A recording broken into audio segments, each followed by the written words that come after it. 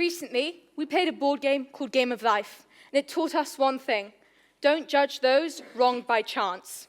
Now, most of you are probably familiar with Game of Life, but for those of you who aren't, in Game of Life, you aim to be as successful as possible, whether in terms of wealth, security, and happiness, traveling around a circuit board. The circuit has squares with events on them, and how many squares you move forwards and which events you land on is determined by the infamous spinner in the middle of the board. At the start of the game, every player is given the same amount of money and a car, and is given the opportunity to go to university, go get a job, go get married, just live their lives.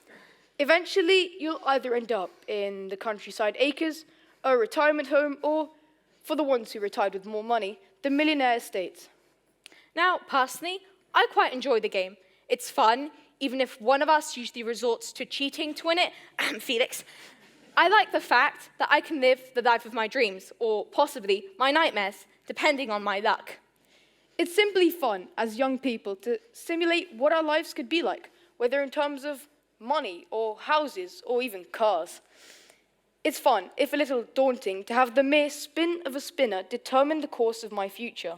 Now, when we were playing this recently, we had a thought. Game of Life tries to simulate life, tries to make it feel real with money and stocks and insurances and all of that boring stuff. But what if it were actually real? When we followed this process of thought, one thing stuck out to us. In Game of Life, everything that happens, or can happen, is determined by the spinner in the middle of the board, so pure chance. Whichever square you land on, decided by the spinner, will influence your fate. Sometimes it's more important, like your job or your wages, which of course massively influence your chances of success. Or sometimes it's a little less important, like if you're going to get a dog. And I hope I haven't offended any dog lovers here with that statement. If Game of Life were real, everything in our lives would depend on luck. Your wages, your job, chance. Whether your house burns down or you get fired, chance. But most importantly, if you can even win, life would be affected massively by the spinner. While some decision-making might come into play, the success in your life would be primarily dependent on the circumstances around you, and not who you actually are. Our success would not be dependent on our qualities or our merit. It would be down to that pure chance, that one spinner. After we followed this process of thought, we realized the glaringly obvious thing. In a way, this concept of fortune in Game of Life is already very much reality. Sophie and I are extremely fortunate. For us, the metaphorical spinner has brought us to the best places on the board. Even though we aren't very far along, we have very high chances of success and happiness in life due to chance. You might ask us how. Well, first of all, our parents are well off and can afford to send us to a private school where chances of wealth are already shown to be higher in several studies.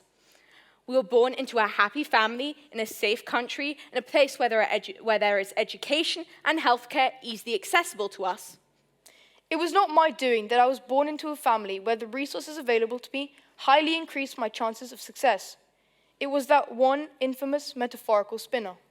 Unfortunately, the large majority of people aren't as lucky as we are. Take a child living in a war zone, for example, Syria.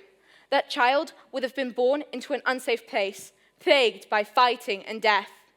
This child possibly suffers from trauma and sicknesses, have no education, no available healthcare, have family broken apart. He or she will have little chances of success in life, not because of them or who they are as a person, but again, because of chance. It was not their doing that they were born into a place where there are little to no resources available to them to increase their chances of success and happiness in later life. It was misfortune. It was that one metaphorical spinner. The truth is, there are too many people in today's world who are suffering, not because of them, but because of the circumstances around us. Young people like us who look forward to a bright future, who deserve everything in the world but do not have it because of chance. So, what can we do in a world rife with division and inequality, where these challenges can feel overwhelming? Simply understand. Everybody wants to be understood. Don't judge others prematurely. Instead, put yourself into their shoes. We are quick to blame a man with no education for his unemployment, yet we ignore the fact that his lack of education might stem from the fact he was born into a developing country with fewer schools. We are quick to blame a refugee for fleeing to a better life elsewhere, yet we ignore the fact it might not be his fault for being in poverty or in a war zone to begin with. We are quick to blame some women for their helplessness, yet we ignore the fact that they might not have the voice that they need.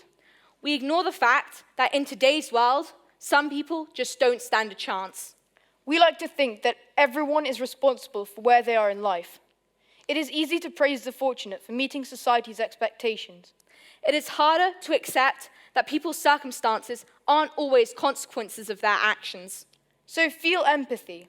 We must recognize that we live in a world dictated by luck. We must realize that people do not choose the paths they take. They are dictated to them by that one metaphorical spinner.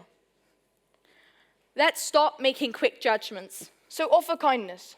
Remember the next time you see a person, maybe in the streets, maybe on the newspaper, on television, on the internet. Put yourself into their shoes. Because had life been different, that you might have been wearing them.